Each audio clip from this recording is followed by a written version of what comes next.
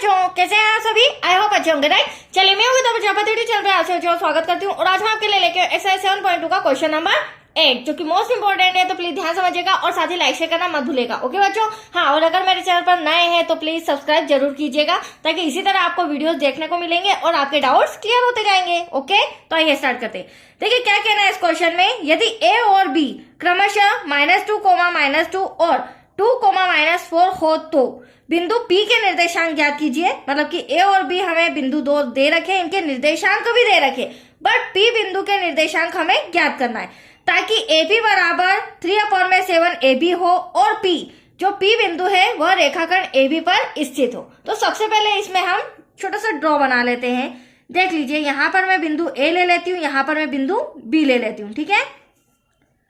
और इसे हम मिला देते हैं तो ये एक तरह से हमारा रेखाखंड तैयार हो गया, राइट।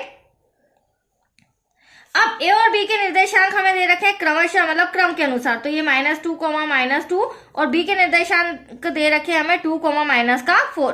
अब जो हमने रेखाखंड ए बी बनाया है उस पर पी बिंदु हमें एक स्थित करना है। तो यहाँ पर मैं बी सेंटर में एक पी बिंदु ले लेती हूँ, राइट बच्चों।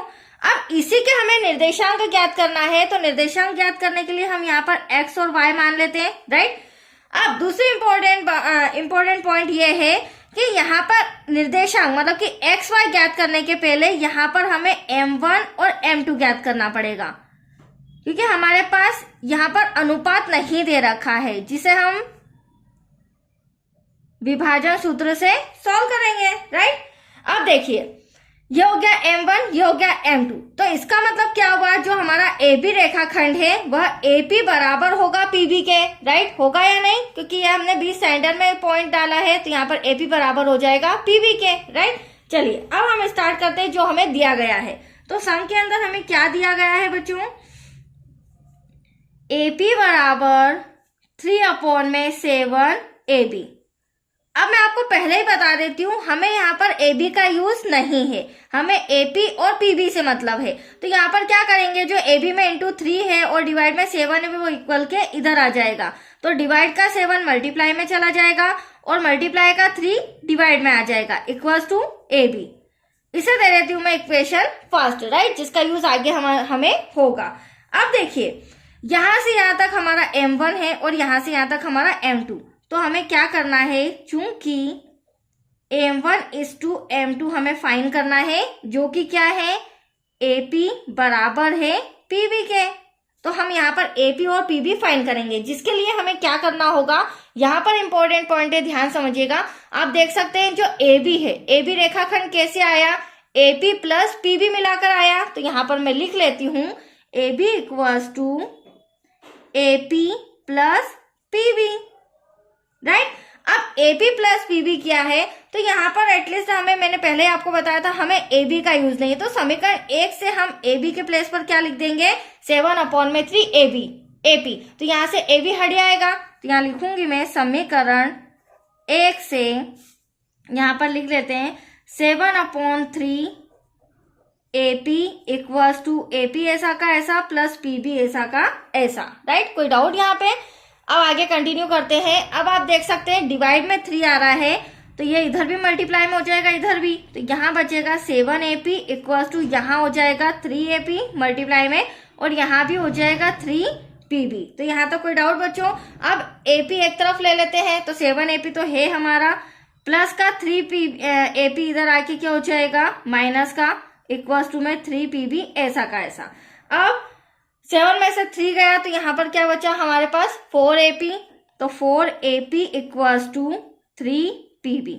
अब इसे मैं किस रूप में लिख सकती हूँ, तो आप देख सकते हैं यहाँ 4 इंटू में है, तो यहाँ डिवाइड में आ जाएगा, और यहाँ PB जो इंटू में है वो इक्वल के इधर डिवाइड में आ जाएगा। देखिए कैसे, यहाँ पर लिख लेती हूँ मैं AP ऐसा का ऐसा = में 3 ऐसा का ऐसा, क्योंकि इंटू का 4 कहाँ आ जाएगा, डिवाइड में आ जाएगा, और यहाँ पर इंटू का जो PB है वो कहाँ आ जाएगा, डिवाइड में आ जाएगा। अब देखिए, अब हम कह सकते हैं जो हमारा AP डिस्टेंस था उसका अनुपात 3 आया है, और PB जो डिस्टेंस था उसका अनुपात क्या आया है, 4। मतलब कि अब यहाँ पर हमारा M1:M2 आ चुका है। M1 को हम बोलेंगे 3 और PB को हम बोलेंगे, M2 को बोलेंगे हम 4। तो 3:4 हमारा रेशो आ चुका है। अब हम विभाजन सूत्र का प्रयोग करके XY फाइंड करेंगे, राइट बच्चों। तो देखिए यहाँ पर मैं विभाजन सूत्र लगा लेती हूँ। विभाजन सूत्र से अब विभाजन सूत्र x इक्वल्स टू m1 गुणे में x2 प्लस m2 गुणे में x1 डिवाइड में हो जाएगा हमारा m1 plus m2 comma y equals to यहाँ पर वापस से m1, अब y वाली कंडीशन है तो यहाँ y2 हो जाएगा बच्चों प्लस m2 गुणे में y1 डिवाइड में आ जाएगा हमारा m1 प्लस m2। अब देखिए अब हमें कुछ भी नहीं करना है, वैल्यू पुट करना है, राइट। अब यहाँ पर हमें समझना होगा m1 और m2, तो अभी मैंने आपके सामने क्या बताया था, m1 और m2 मैं यहाँ लिख देती हूँ ताकि आपको डिफिकल्टी ना हो। m1 हमारा 3 था और m2 था हमारा 4। अब हमें x2 x1 और y2 y1 हमें पता करना है। तो ये रहा हमारे निर्देशांक, जहां पर बिंदु A, तो ये x1 हो जाएगा, ये y1 हो जाएगा, ये x2 हो जाएगा, ये y2 हो जाएगा। तो x2 के प्लेस पर 2 आ जाएगा, x1 के प्लेस पर -1 -2 और y2 के प्लेस पर -4 और y1 के प्लेस पर -2, राइट। तो यहाँ पर मैं फॉर्मूले में वैल्यू पुट कर रही हूँ बच्चों, ध्यान से देखिएगा। x इक्वल टू m1 क्या हो जाएगा हमारा 3 गुणे में x2 अभी मैंने आपको बताया 2 प्लस का साइन, m2 आपके सामने 4 रिटर्न किया है मैंने, गुणे में x1 अभी आपके सामने लिखा था मैंने -2 डिवाइड में 3 + 4 ऐसा का ऐसा, y इक्वल टू m1 वही रहेगा हमारा 3 गुणे में y2 हमारा क्या था -4 प्लस m2 हो जाएगा हमारा 4 गुणे में y1 क्या हो जाएगा हमारा -2। तो यहाँ तक कोई डाउट आपको? डिवाइड में हो जाएगा हमारा 3 + 4 क्योंकि m1 और m2 दोनों के लिए है। ओके चलिए अब इसे सॉल्व करते हैं फटाफट।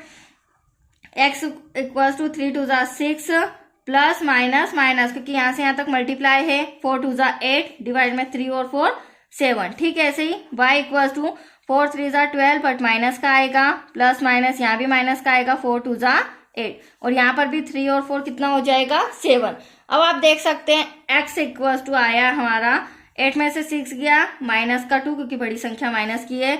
अब यहाँ पर माइनस माइनस होगा प्लस बट साइन माइनस का आएगा, तो 12 और 8 20 हो जाएगा डिवाइड में 7। तो x निर्देशांक भी आ गया और y निर्देशांक भी आ चुका है। तो लास्ट में हम आंसर लिखेंगे अतः निर्देशांक p ब्रैकेट में x कोमा y, तो p x के निर्देशांक आपके सामने -2 कोमा डिवाइड में 7 कोमा y जो है उसके निर्देशांक -20 डिवाइड में 7। That's your answer. यही हमें निर्देशांक फाइंड करने थे बच्चों। तो आया आपको समझ में? बहुत ही अच्छा सम था, कंप्लीट हो चुका है और नेक्स्ट वीडियो मिलेगा आपको क्वेश्चन 9 से रिलेटेड। ओके थैंक यू बच्चों।